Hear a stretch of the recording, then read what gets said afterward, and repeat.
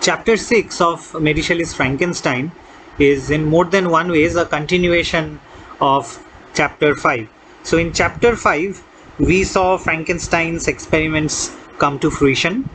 We saw that even though he was successful scientifically, he had failed aesthetically, and not only did he fail, he was not able to confront with the results of his experiment. So in other words, his experiment was a success as far as the science of it was concerned, but the result, when it comes to aesthetics, was a hideous creature which Frankenstein himself was not ready to confront, or was not ready or was not able to accept.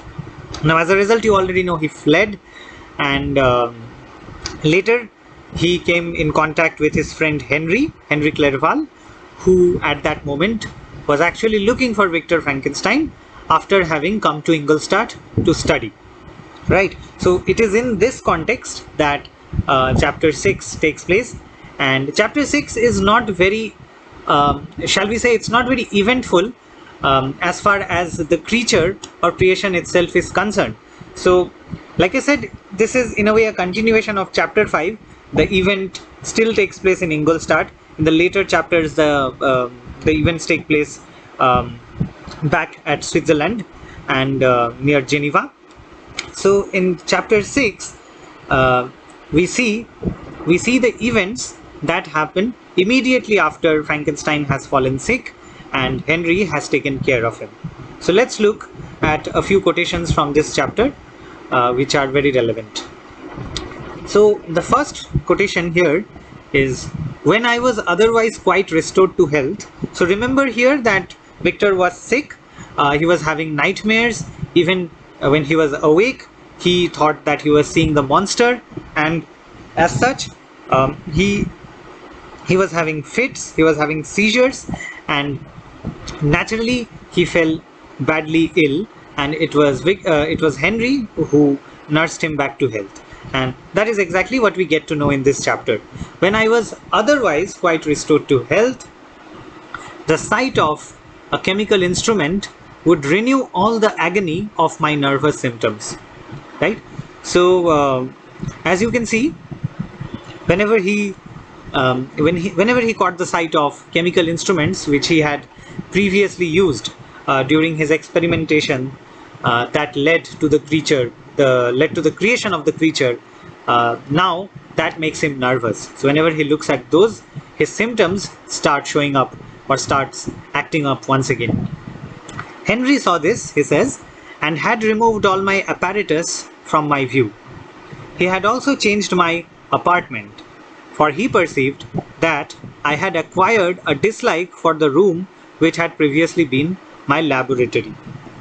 Now remember at this moment that Henry Clerval is not aware of the experiments that Victor Frankenstein has done. He is not aware that Victor has created or produced this creature whom he is afraid of, and as a result of this creation, Victor has come to or has fallen into this state of sickness which he is now going through, and Henry has to take care of him. So preemptively, Henry took some measures. For example, he removed all of Victor's apparatuses from his view, and he also changed the apartment in which he had lived. So all of this he had done in anticipation or from the assumption that Victor had acquired a dislike for the room which he had previously lived in. Now all of this he has done without knowledge of the experiments that Victor has conducted in his laboratory, in his apartment. So he has done just with the assumption that it is out of dislike that Victor has developed a distaste or dislike for all of these things. The next quote goes as follows, and there are only two more quotations. This is a very short chapter, and the quotations, the excerpts that I have chosen are very few in number. So he says, Henry came to the university with the design of making himself complete master of the Oriental languages, and thus he should open a field for the plan of life he had marked out for himself. Resolved to pursue no inglorious career, he turned his eyes towards the east, and affording scope for his spirit of enterprise. The Persian, Arabic, and Sanskrit languages engaged his attention, and I was easily induced to enter on the same studies. So, you know now that Victor himself is no more interested in pursuing the science which he had pursued for so long. So he had come to Ingolstadt, he had rejected the former masters like Cornelius Agrippa, Paracelsus, whom he was acquainted with before coming to Ingolstadt, and here, after coming in contact with several of those professors, if you remember, for example, Monsieur Krempe, so these are people under whose tutelage he learned at the University of Ingolstadt, and following this he conducted experiments, and as he claimed in one of the earlier chapters, he discovered or found the elixir of life, and as a result of that finding he went on to pursue the creation of a human being, and he succeeded. As you know, from a scientific standpoint he did succeed, but then he could not tolerate his own creation. He found it hideous. In the previous chapter, chapter 5, he calls his own creation a monster. He calls the creature his enemy, demonical. So all of these epithets he uses to describe his own creation. But now he has lost interest, and Henry is aware of this fact. He is aware that he is not interested in this, but Henry is not aware of the reasons behind Victor not being interested in those sciences anymore. Now, why has Henry come to university? He has come to master the Oriental languages, and the Oriental languages which he wants to master are mentioned here: Persian, Arabic, Sanskrit, etc., etc. Now, as far as Victor is concerned, Victor has now regained some of his former self. In other words, he has regained his former health, and now he is no more interested in pursuing that science. So he says, I easily induced to enter on the same studies, and by same studies he means the studies which Henry came to pursue. Then he says, I did not contemplate making any other use of them, that is these languages or these studies, than temporary amusement. I read merely to understand their meaning, and they well repaid my labors. Their melancholy is soothing, and their joy elevating, to a degree I never experienced in studying the authors of any other country. So Victor says that I was never really interested in studying the languages, right? I was never really interested in Oriental, or for that matter any literature, right? And we already know that he always had an inkling to science and experimentation, right? But now that he has lost taste in that science due to the creature whom he created or produced, as seen in the previous chapters, now that he has lost complete interest in that, he chooses to follow Henry into studying these Oriental languages, and he makes it clear that I did not contemplate making any other use than temporary amusement. I just started studying this because I liked studying them, but I did not mean to pursue them. I did not want to build a career out of it. That is what he's saying essentially, right? So if you see the first quotation in this slide, that Henry was resolved to pursue no inglorious career, right?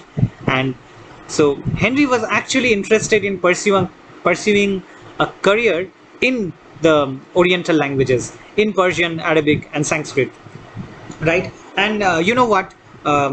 This is perhaps interesting that Frankenstein, the novel, was written during the height of British colonialism, and during this period there was a good deal of interest in Europe in studying Oriental literature, right? And by Oriental literature you basically mean Asian literature, but Oriental has a more specific meaning. I'm not going into that detail in this class, but for the purposes of this lecture, suffice it to know that Oriental in this context generally means Asian, with an emphasis on Middle Eastern, which is to say Persian, Arabic, and also languages and literature of the Indian subcontinent, which is why Sanskrit is mentioned here, right? So Frankenstein says, even though I never really had an interest in these, I chose to pursue them along with Henry, but my pursuit, unlike Henry's, who wanted to actually pursue a glorious career in the Oriental languages, my pursuit, in as opposed to Henry's, was only for temporary amusement. And he says that he read merely to understand their meaning, and that these languages, their literature, repaid his labors because he found their melancholy, or the poetry, literature more generally, soothing, and their joy elevating to a degree which he had not experiences in studying the authors of any other country, right? So these are some of the developments that take place in this chapter, but the takeaway from this chapter is that Frankenstein has now lost his interest in the sciences he was pursuing. So that is kind of the takeaway from this chapter. The other takeaway is that his friend Henry has nursed him more or less back to health, and as you will see, Henry becomes an even more important character in the later chapters. So there is a foreshadowing of that as well. And one literary term I want you to look up and understand is the term I just mentioned, foreshadowing. Try and understand what foreshadowing is. If you do not understand, let me know. Maybe I will discuss that in a later class.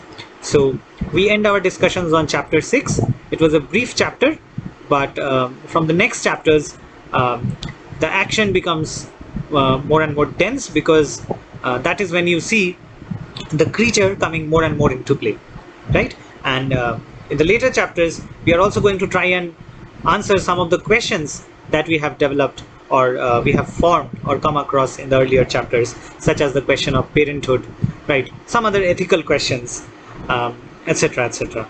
So we end chapter 6 here.